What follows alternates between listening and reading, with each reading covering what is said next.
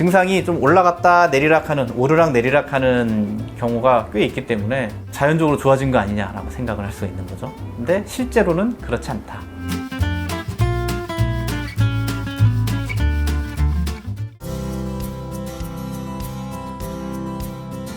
자연 치유가 된다는 거는 사실은 과장된 말이고 100% 과학적인 말은 아니에요. 판막이 망가지면 얘가 다시 기능을 회복을 하면 좋은데 쉽게 퇴화가 돼버려요. 너무 조직이 약해서.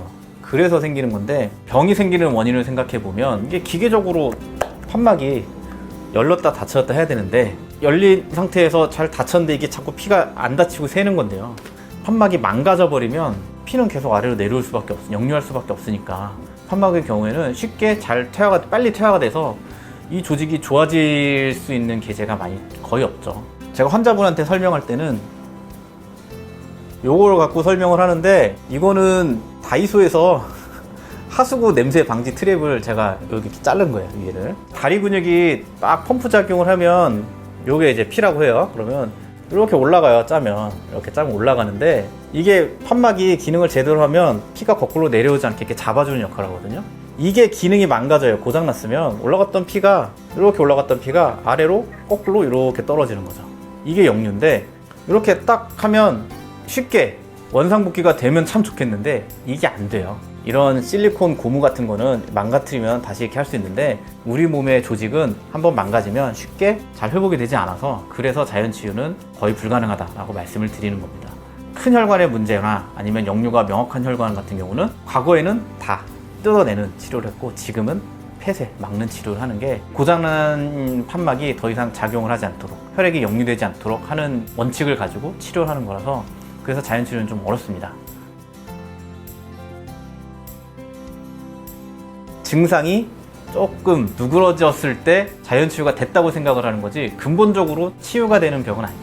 직장에서 한참 일하다가 휴가든지 아니면은 뭐 다른 이유로 쉬게 됐을 때 일을 안 하는 동안에는 되게 편해요. 그만큼 역류하는 양이 적고 역류에서 쌓이는 염증 물질이라든지 노폐물 같은 것들이 덜 쌓이니까 그런 증상이 좀 줄어드는 것도 있고요. 또 한 가지는 뭐 계절적인 원인도 있을 수 있고, 증상이 좀 올라갔다 내리락하는, 오르락 내리락하는 경우가 꽤 있기 때문에 자연적으로 좋아진 거 아니냐라고 생각을 할 수 있는 거죠. 근데 실제로는 그렇지 않다. 기계적인 문제가 원인이 되는 병이기 때문에 교정을 해주던가 제거를 해줘야 되는데, 교정은 일단은 거의 불가능하기 때문에 제거를 해주는 방향의 치료를 지금은 가장 많이 하는 거죠. 굳이 막 수술만이 답이라고 보다는 증상을 좀 이렇게 낮출 수 있는, 경감시킬 수 있는 방법론적인 접근으로 간다 그러면 그거는 얼마든지 얘기할 수 있다.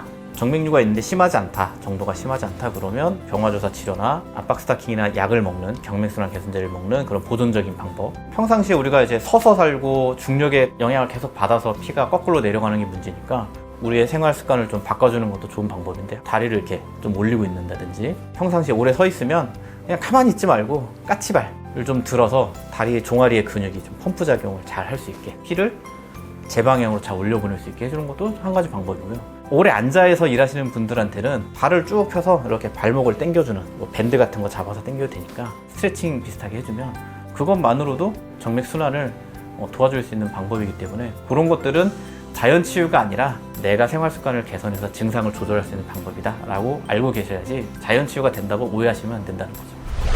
이번 영상에서는 하지정맥류가 자연 치유가 될 것인가에 대해서 이야기를 좀 드렸는데요. 아쉽지만 자연 치유가 될 가능성은 없다. 대신에 자연 치유법이라고 알려진 것들, 평상시에 생활 습관을 개선하는 것들을 통해서 관련된 증상들을 조절하고 좀 줄일 수는 있겠다라고 이해를 해주시면 되겠습니다. 오늘 영상이 많은 도움이 되셨다면 구독, 좋아요, 알람 설정까지 부탁드리겠고요.